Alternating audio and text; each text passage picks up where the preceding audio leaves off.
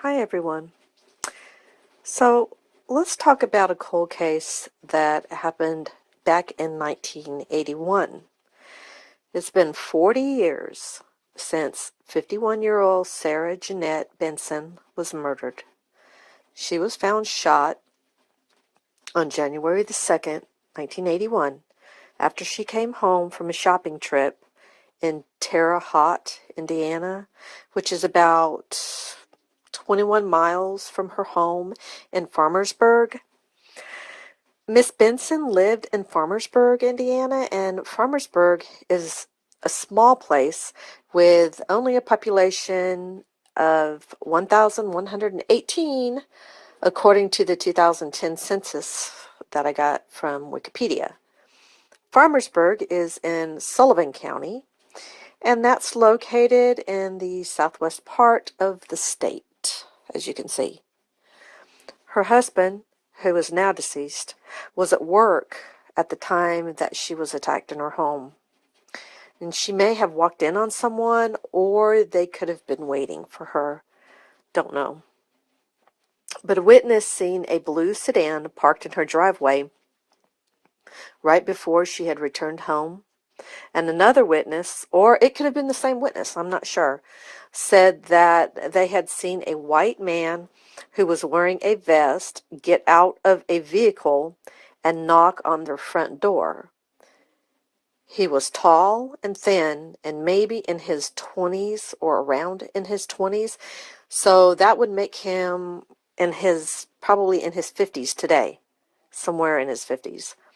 Police do think that this man is probably the murderer.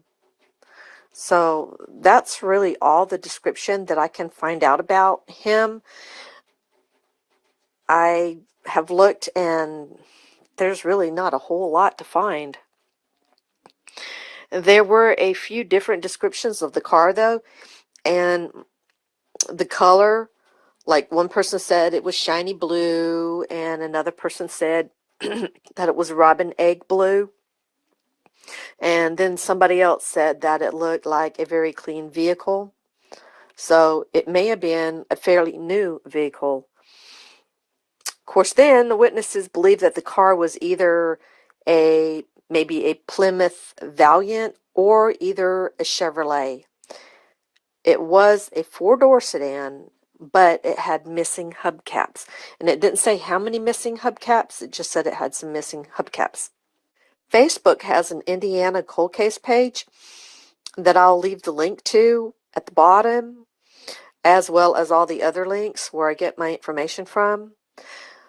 I get everything off the internet, so whatever I'm telling you is anything that anybody else can look up.